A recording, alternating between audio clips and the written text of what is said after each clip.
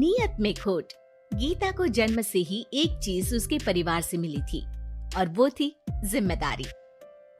बेटा गीता, बाजार से ब्रेड लेकर आजा। तेरे छोटे भाई बहन को भूख लगने का समय हो रहा है। जी माँ, अभी लेकर आती हूँ। और तुझे बोला था ना कि नौकरी ढूंढ ले। पापा की नौकरी से अब घर चलाना बहुत मुश्किल हो रहा है। तेरे और भी 3 भाई बहन है बेटा। माँ, मैं गई तो थी एक फैक्ट्री में, लेकिन उन लोगों ने कहा कि मेरी उम्र कम है। ओहो, तो किसी और दुकान में देख ले या फिर कपड़े सिल लिया कर। लेकिन अब बेटा। हाँ माँ, मैं तुझे समझ सकती हूँ। मैं कल फिर जाऊंगी। बेटा देख ले, पिता भी बुजुर्ग हो चले हैं। मैं कभी कभी सोचती हूँ कि 4 घर का काम पकड़ लूं, लेकिन ये समाज।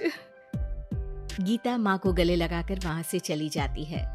धीरे धीरे वक्त गुजरता है और गीता के पिता से भी काम नहीं हो पाता है। अरे गीता की माँ, अब काम करते हुए हाथ कांपते हैं। किसी भी बच्चे की शादी नहीं हुई है। चिंता होती है, पता नहीं घर कैसे चलेगा। तभी पास की मौसी उन लोगों के घर आती है। अरे गीता की माँ, चिंता ना करो, तुम लोगों की परेशानी का हल है मेरे पास। आओ बहन, क्या हल है? कोई खजाना मिल गया क्या? अरे खजाना ही समझो। गीता की शादी के लिए एक लड़का है। लड़का अच्छी नौकरी करता है, अपने 2 मकान है और शादी के बाद वो तुम लोगों का ख्याल भी रखेगा। ऐसा क्या देख लिया गीता में उसने जो इतना सब करने को तैयार है? अरे भाई साहब, अब आप लोगों से क्या छुपाना।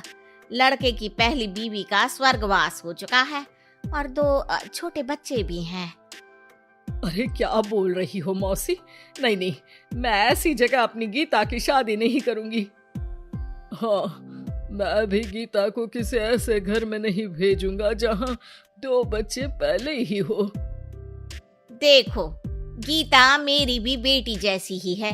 अरे लड़का बहुत ही शरीफ है, हो सकता है उसके भाग्य में गीता हो।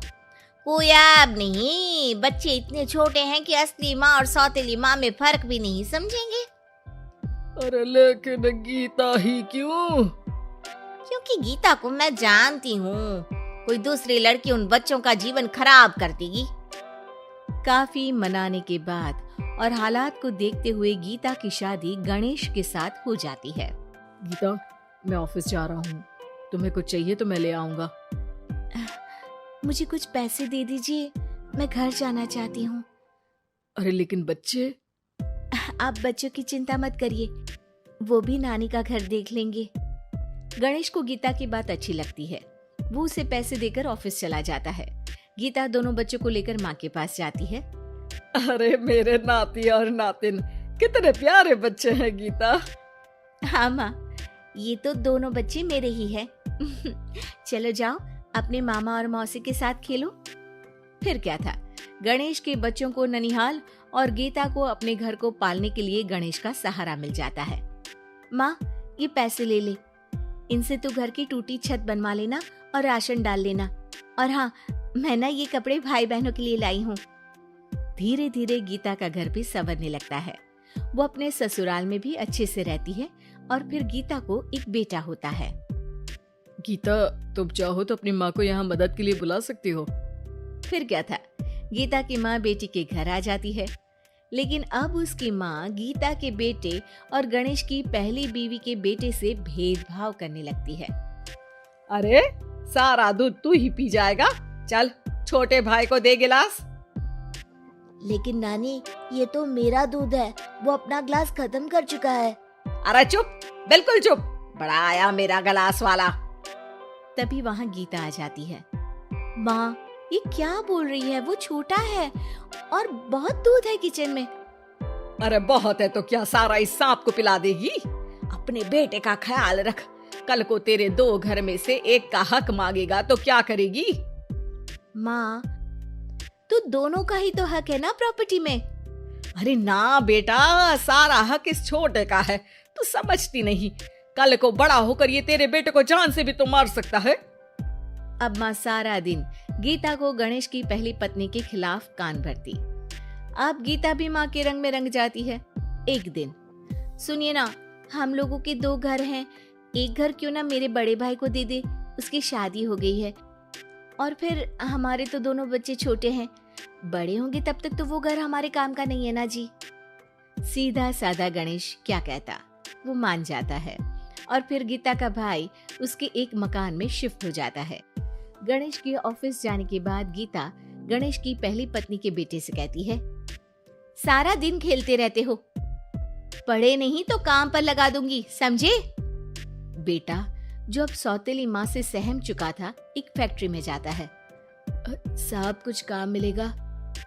बेटा, मुझे एक ऑफिस बॉय की जरूरत है, लेकिन तुम तो अच्छे घर के लगते हो। हाँ हूँ भी, लेकिन फिलहाल काम की तलाश है। बेटा एक फैक्ट्री में चपरासी बन जाता है और एक दिन दुखी गणेश का स्वर्गवास हो जाता है। अब तो तेरे पापा भी नहीं रहे, चल निकल इस घर से। अरे क्या बोल रही है बहन, इस घर में इसका कानूनी अधिकार है, कहीं कोर्ट कचहरी का चक्कर लगा तो तू इस घर की भी नहीं रहेगी। अरे तो अब क्या करूं? बस तू अब इसकी शादी कर, इसकी बीवी को खूब सताना कि ये खुद ही बीवी को लेकर घर छोड़ दे। गीता को भाई की बात जंच जाती है, लेकिन कहते हैं ना कि पाप का घड़ा तो भरता ही है। बेटे की शादी के बाद उसकी बीवी सास से भी 4 कदम आगे निकलती है। ए, क्या सारा दिन सोती रहती है, कोई काम नहीं है क्या? चल निकल इस घर से और अपने पति को भी लेती जा। हाँ हाँ तो चली जाती हूँ, वैसे भी ससुर जी के 2 मकान हैं, तो एक तो हमारा ही है, बस अब तो आप हमें अलग ही कर दो। आय हाय, कल की आई छोकरी, मकान दे दूं? अरे वो तो मेरे भाई ने तेरे ससुर से खरीदा था पूरे नकद पैसों में। अच्छा, तो कागज दिखा दो और जो मकान बिकने में पैसा आया उसमें हिस्सा दो, तभी घर खाली करूंगी। सास का पारा 7वें आसमान में चढ़ जाता है, लेकिन करती भी तो क्या, ना तो उसके पास कागज थे और ना ही पैसे। और हाँ सासू माँ, वो मेरी शादी में जो भर भर के जेवर पहने थे ना आपने, वो भी इनकी असली माँ के हैं, उन जेवर पर भी मेरा अधिकार है। देखा था मैंने अपनी पहली सास के फोटो में वो गहने पहने हुई, कितनी सुंदर थी वो, कितना जच रहा था उन पर ये सब।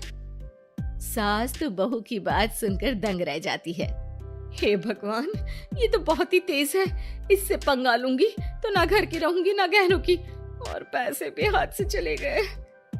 अब क्या था, गीता को सालों बाद उसका तोड़ मिल जाता है।